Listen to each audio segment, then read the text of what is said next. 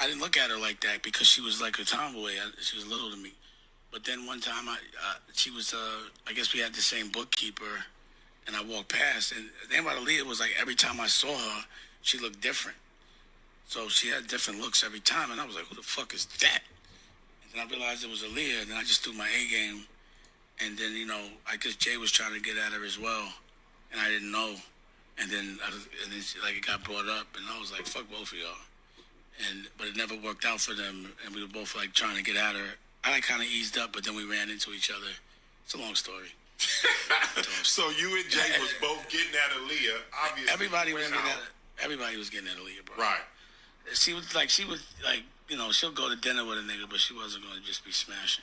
So that was like the big deal, like who could get with Aaliyah. You know what I'm saying? Uh-huh. But like, was he bitter? Obviously. Yeah, he felt the way. The true reason of Roc-A-fella's breaking. But everybody knows that shit.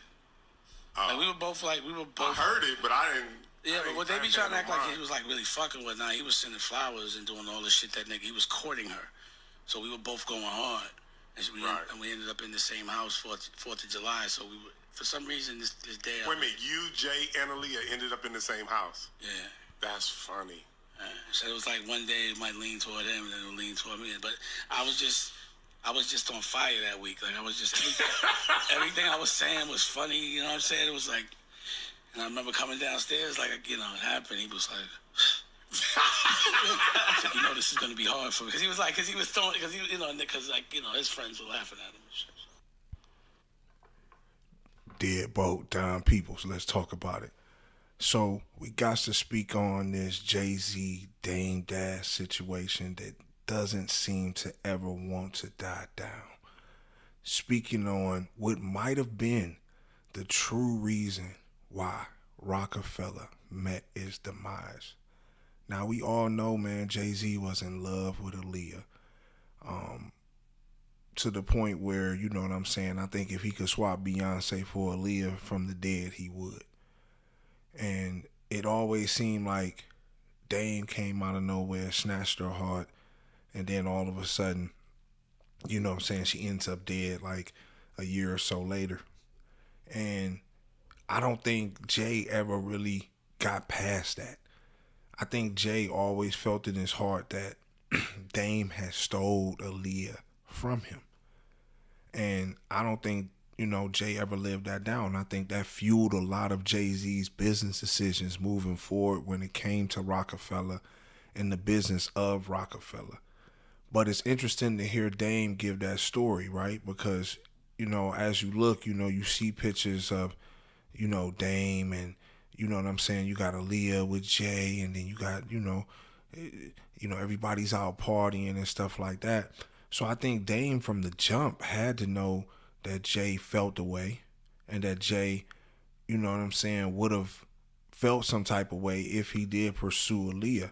And I think with their relationship, and then also knowing that these brothers had business together, the wise thing for Dame, he should have went up to Jay and said, man, listen, I'm feeling Aaliyah. I don't know where you stand with her, but if you're not, trying to get with her like that and you're not in that position, what do you feel as far as if I wanted to pursue her? And I think that since he didn't have that talk, I really do feel that Jay-Z looked at that as a backhand, the first of many, you know what I'm saying? But I think this is the one he couldn't get past.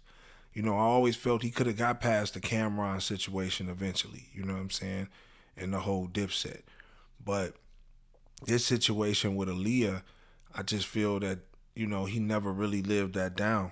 And, coming from their world where rituals are required, right? Sacrifices, humiliation rituals, all that. Dame was heavily involved with Rachel Ray, at this time. You know what I'm saying? And I always kind of felt that Aaliyah was just like the rebound, like he said on that interview right there. He looked at Aaliyah as a tomboy. He really wasn't feeling Aaliyah. But, Jay, you could really see the admiration he had for her and how he really was feeling her. You know what I mean?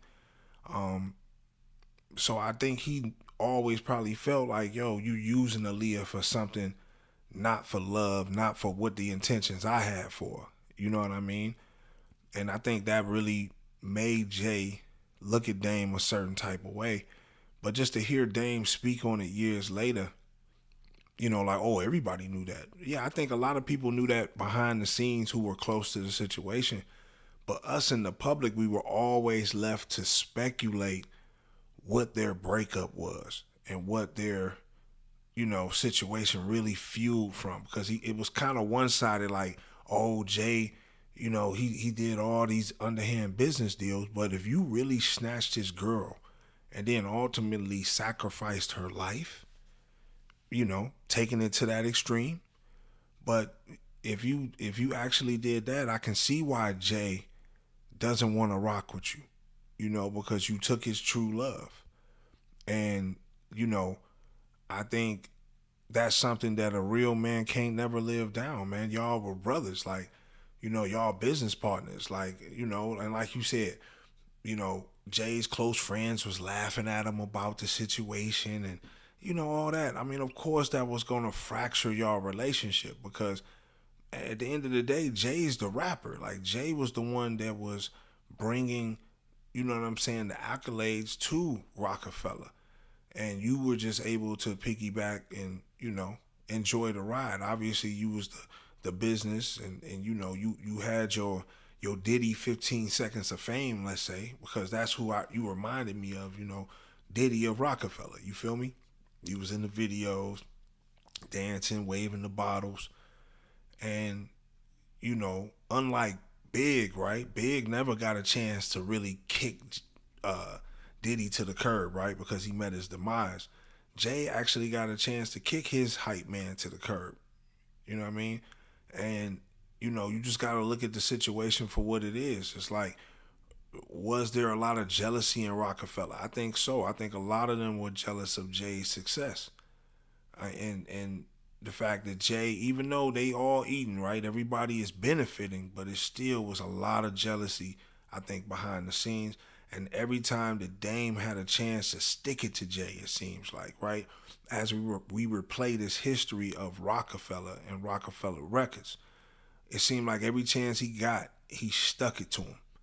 And you know what I'm saying? I think that was the one he could never get over. So I do believe that Aaliyah was the main reason, upon hearing this interview, why Jay-Z decided to, underhand Dame, dissolve Roc-A-fella, and you know what I'm saying, the rest is history. But y'all get in the comment box, man, and let me know what y'all think, man. Do y'all feel like Aaliyah was the reason for Roc-A-fella's demise, or do you feel like it was just time for The Roc to just go his separate ways, and it just didn't end up good for Dame Dash as far as in a mainstream sense? But y'all get in the comment box, man. Let me know what y'all think, man. Y'all like, comment, subscribe, hit the notification tab so y'all can tap in every time I drop a video. It's your boy Don Peoples, Deadbolt, gone.